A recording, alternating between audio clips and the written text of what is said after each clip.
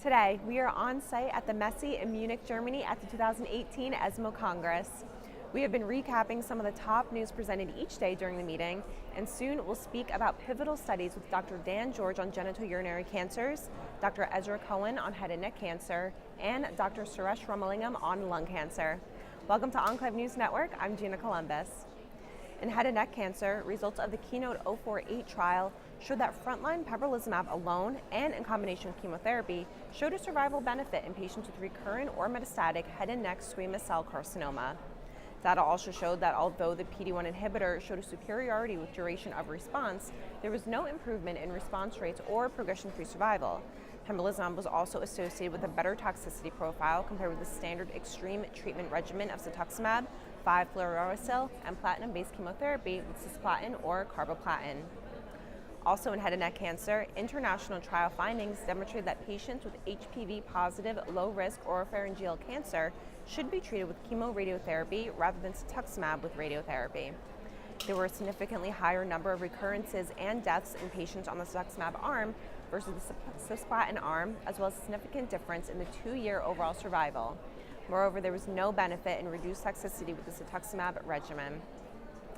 Pooled results from 3 small trials showed that patients with advanced cancers associated with NTRK gene fusions had an 80% objective response rate with the TRK inhibitor larotrectinib.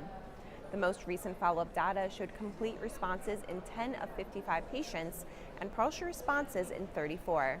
Responses occurred in multiple tumor types and across the age range from infants to older adults. A supplemental data set comprising an additional 67 patients with TRK fusion cancers showed an ORR similar to that observed in the primary group. An integrated analysis of 3 clinical trials showed that more than half of patients with advanced solid tumors associated with NTRK gene fusions responded to treatment with a small molecule inhibitor entrectinib. Overall, 31 of 54 evaluable patients had objective responses encompassing 10 types of tumors. Moreover, responses had a median duration of 10.4 months. Among patients with brain metastases at baseline, more than half responded to entrectinib. In non-small cell lung cancer, a phase 2 study showed that the combination of tepotinib plus gefitinib improved progression-free survival and overall response versus chemotherapy in patients with MET-mutated EGFR-positive disease resistant to prior EGFR TKI therapy. In the intent-to-treat population of patients with MET-positive tumors, the median PFS by investigator assessment was 4.9 months with tepotinib and gefitinib versus 4.4 months for the chemotherapy arm. Additionally, in patients with MET amplification, the increase in median PFS was over 5 times that of chemotherapy. In the IMpower 130 trial, the triplet first-line regimen of atezolizumab, nab-paclitaxel, and carboplatin demonstrated an improvement in progression-free and overall survival versus carboplatin and nab-paclitaxel alone, along with a tolerable safety profile in patients with stage 4 non-squamous non-small cell lung cancer. The benefit was observed across all PD-L1 specified groups, except in patients with liver metastases and EGFR or ALK abnormalities. No new safety signals were identified. Now, here to sit down and talk with us about the genitourinary cancer abstracts being presented at the 2018 ESMO Congress is Dr. Daniel George, who is Professor of Medicine and Surgery at Duke Cancer Institute. Hi, Dr. George. Hi, Gina. Thank you for being here. My pleasure. Great. Yeah. So let's talk about some of the kidney cancer abstracts being presented at ESMO first, especially the Javelin Renal 101 trial. What are we looking at with that study? Yeah, really exciting times right now in renal cell carcinoma. The front line has been changing in the last year. We've seen cabozantinib move into that space, nivolumab, ipilimumab move into that space, particularly in patients with intermediate and poor risk disease. Now we have data from Javelin 101 of avelumab plus axitinib, 2 agents kind of new to the frontline space that have shown superiority over sunitinib in all comers. PD-L1 positive and negative, good risk, poor risk, didn't matter. We see all comers, significant improvement in both progression-free survival and in response rate. So very exciting to see that data come out now. I think a real practice-changing option for patients in that frontline space. If and when we see an approval for that. Definitely, great point.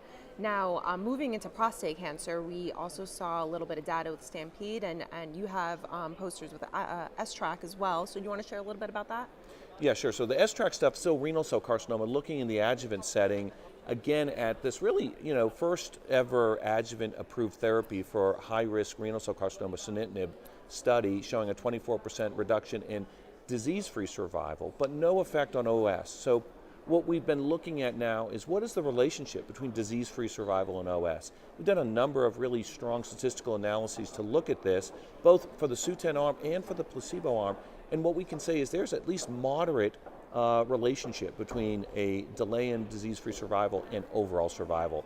What we need is a meta-analysis. We need more cases, more outcomes, and more settings. So we're going to be partnering with the ASSURE study, and hopefully the PROTECT study begin to look at that. But this is really our first look from STRAC to say that, yeah, there really is a relationship, and disease-free survival is important in adjuvant renal cell carcinoma. Now switching to prostate cancer, really, really interesting results, again from STAMPEDE. This study just continues to show us and educate us, practice-informing data. So again, these are metastatic hormone-sensitive patients treated with now the standard of care, androgen deprivation therapy and docetaxel. And this particular arm looked at the combination with consolidative radiation therapy or surgery, but primarily radiation therapy on the prostate after that treatment with chemotherapy. And lo and behold, there's an improvement in both progression-free survival and overall survival associated with that localized therapy in the patients that have limited metastatic disease, 3 metastases or less. As soon as you go into more extensive metastatic burden, we see that benefit go away, which really tells me that there's a biologic difference between these patients with limited metastatic disease. They're more like our high-risk localized BOLA type patients, and the patients with more extensive disease are really the patients that we need kind of all hands-on-deck systemic therapies. So to me, it's really helping us define the differences in this population, but the value still of localized consolidative therapy. Now, I think, our standard of care practice for that population. Great. All right, and now let's look at some other ongoing trials that are in this space. What do you think has the potential to also be practice changing? What's really exciting? Well, I think there's going to be more from STAMPEDE, and the PEACE trial is also looking at additional layering in different settings. So I think now we're seeing more and more from these larger consortium studies that just keep going on and on. When we think about renal cell carcinoma, now we're going to see, the readout in the next few months from the pembrolizumab axitinib data and how that looks compared to Javelin 101. And then I think there's also going to be some data in the second line space. And I think second line now needs to be redefined because we have new frontline therapy. It's really combination therapy.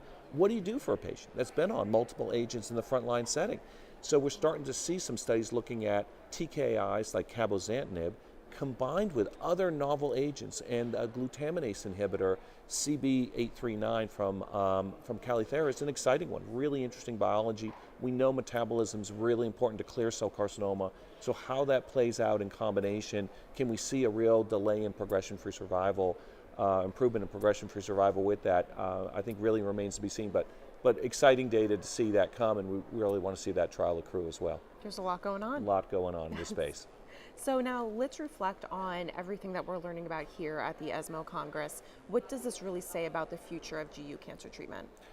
Well, Gina, I think this field is moving faster than ever. I think more and more you're seeing, and across oncology, the need for people to kind of subspecialize to really keep up with what's going on. And I think that's going to be the case in GU cancers as well. We didn't even talk about bladder cancer, but there's more going on in that space as well. And so getting people, whether they be academic or community, to really concentrate in GU. We've got people that concentrate in bladder and people concentrate in lung. There are a lot of community people that do GU cancers. We need to now really build a consortium and engagement around that. We're going to need more patients than ever for the increasing number of trials that we have. And we're going to need more multidisciplinary trials. We're going to see more therapies enter this early disease state, whether that be adjuvant, whether that be first line, whether that be in combination or in sequence with surgery or radiation. We're going to need, whether it's renal, bladder, or prostate, that kind of multidisciplinary approach. So really exciting times, but I think really kind of changing paradigms for the field. It's very exciting. Thank you so much for sitting down and talking with us about all of that today. My pleasure. Great. Thank you. Thanks.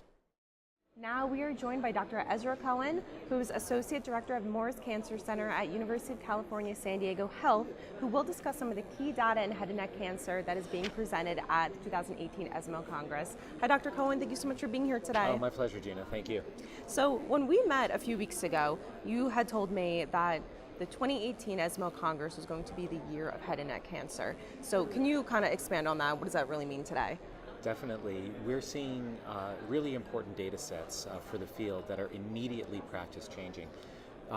They're going to be presented at the Presidential Symposium. And not only that, we're also seeing several other abstracts that I think will portend a lot of positive steps in the future and in the near future for patients with squamous cell carcinoma of the head and neck.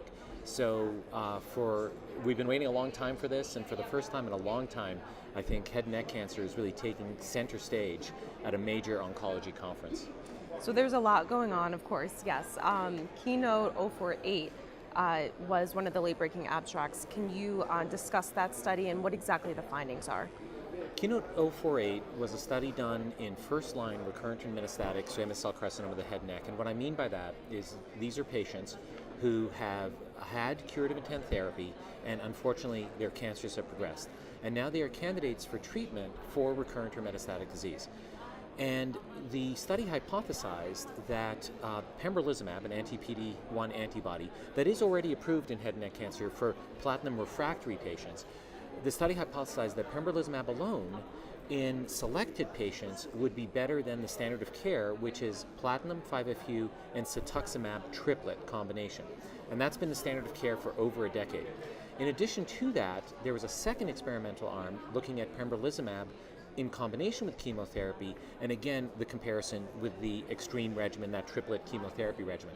And sure enough, both the pembrolizumab alone and the pembrolizumab and chemotherapy were superior to standard of care extreme regimen.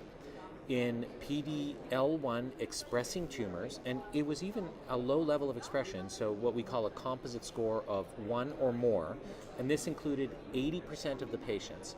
Pembrolizumab alone demonstrated superior overall survival to the extreme regimen, and now I think represents the new standard of care in tumors that express PD-L1.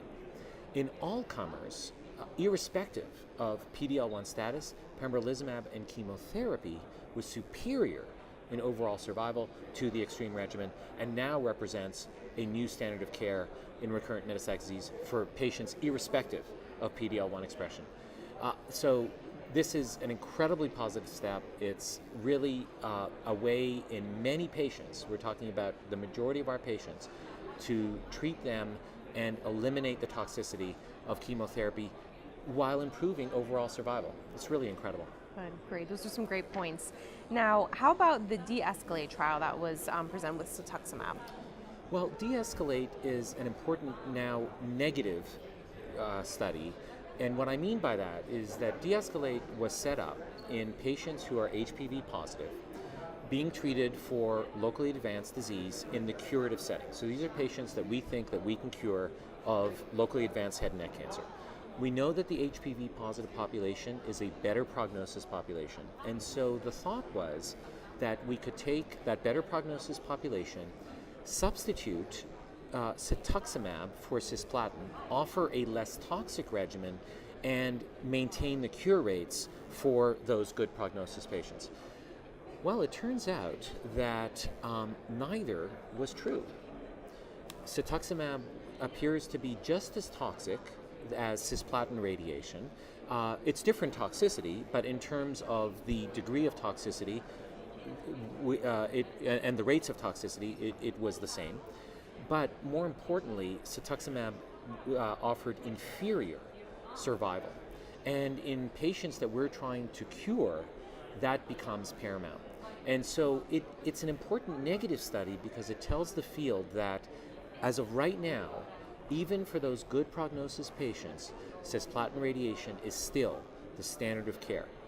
It also tells us that we do need to be careful when we're thinking about de-escalation strategies, even in good prognosis patients. We have to be methodical, we have to be systematic, and we eventually have to do those phase 3 studies to prove the point because what we think might be better sometimes doesn't turn out to be.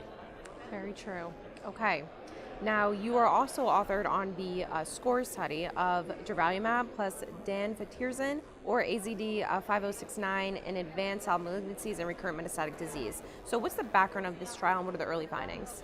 The study really attempted to augment the activity of existing immunotherapy, and that is an anti-PD-1 or anti-PD-L1 antibody. In this case, it was durvalumab, which is an anti-PD-L1 antibody. And we know in head and neck cancer that one of the major mechanisms of immunosuppression are the white cells in the tumor microenvironment, especially the macrophages. We also know that STAT3 is an important signaling molecule for those cells. Well, danvatirsen is a STAT3 oligonucleotide that preferentially gets into these immune cells and clearly inhibits STAT3 function.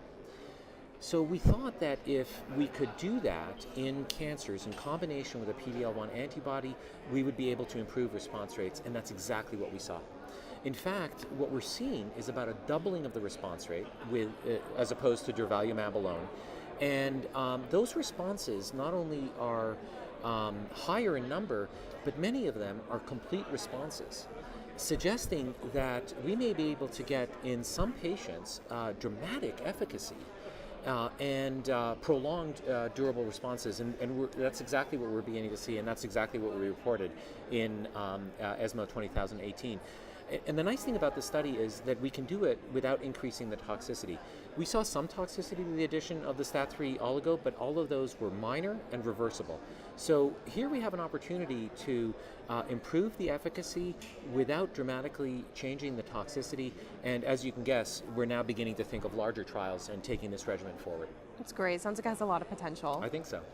So, what are some other trials being presented here in head and neck cancer that you're really excited about? And again, I'll reiterate that this really is a great year for head and neck cancer at ESMO.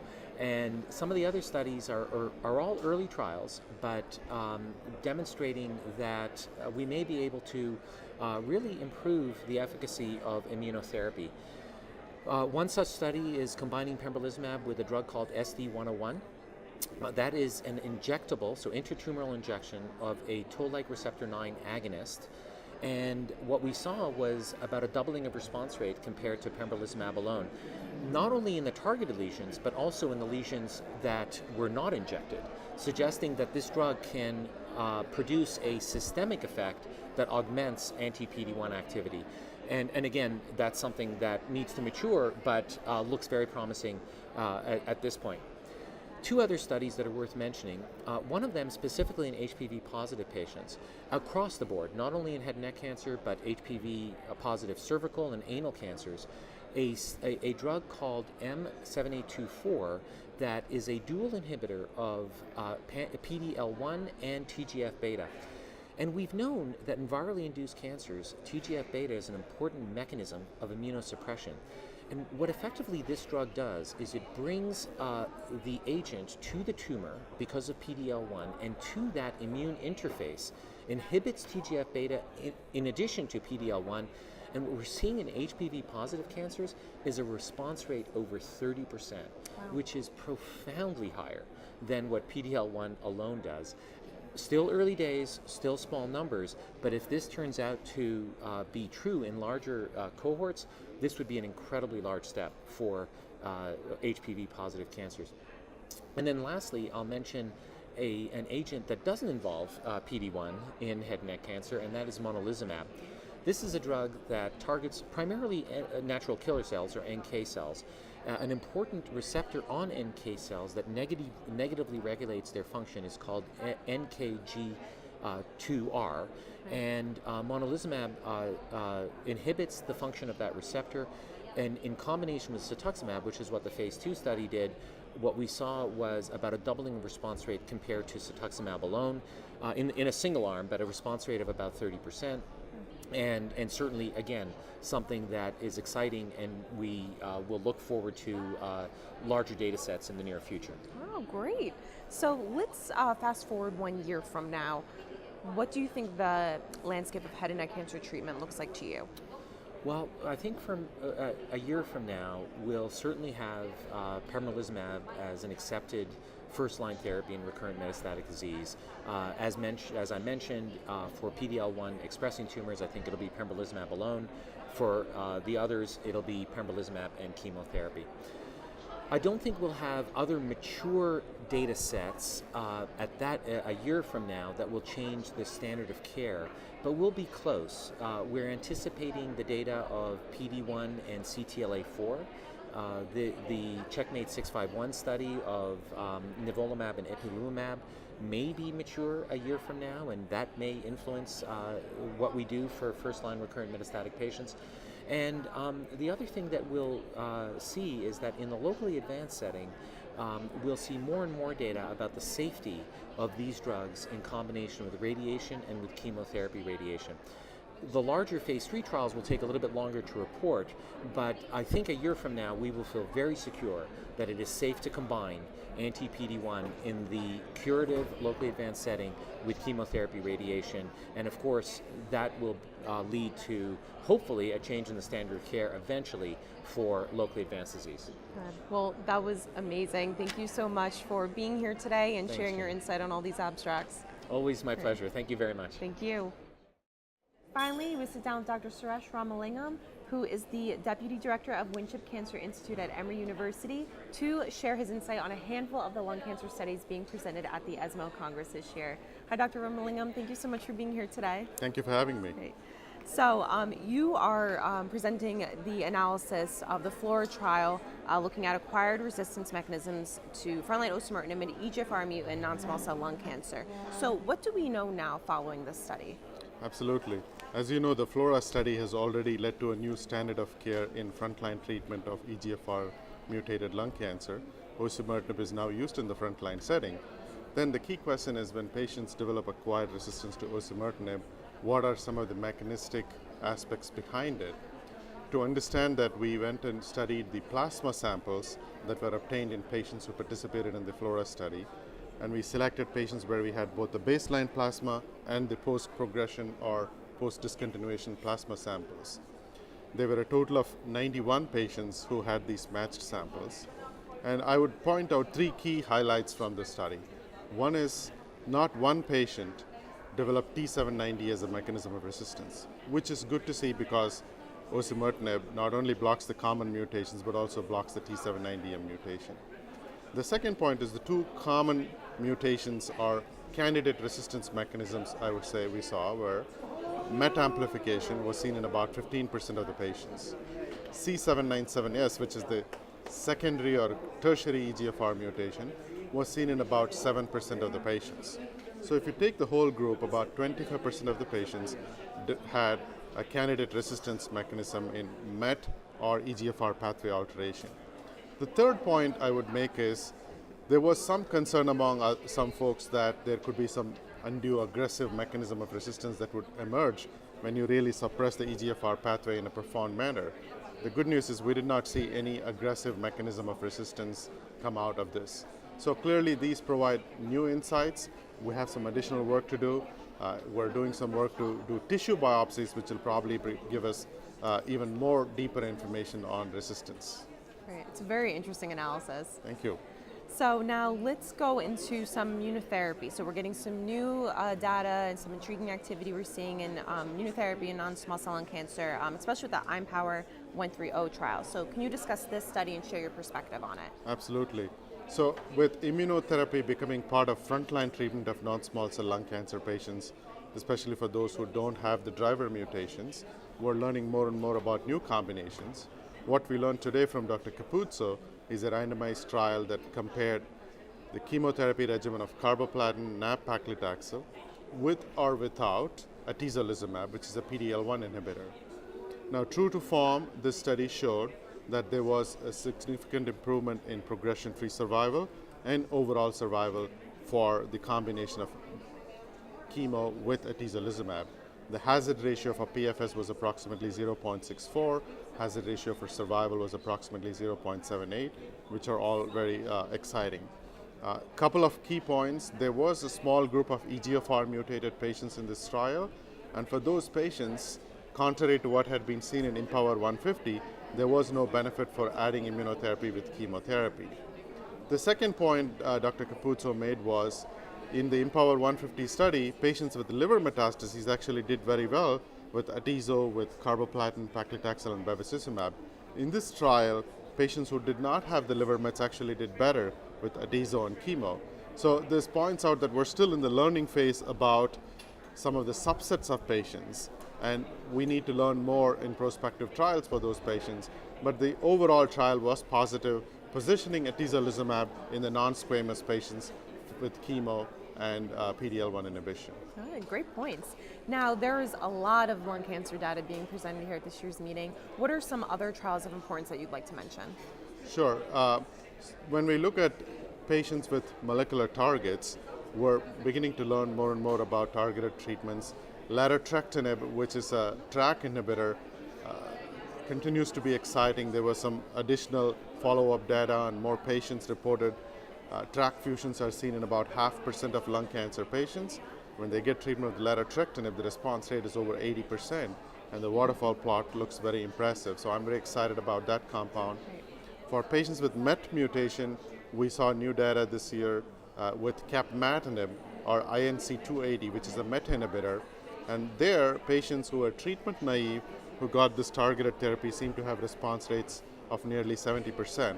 So we're beginning to have more and more effective therapies for patients with specific driver mutations.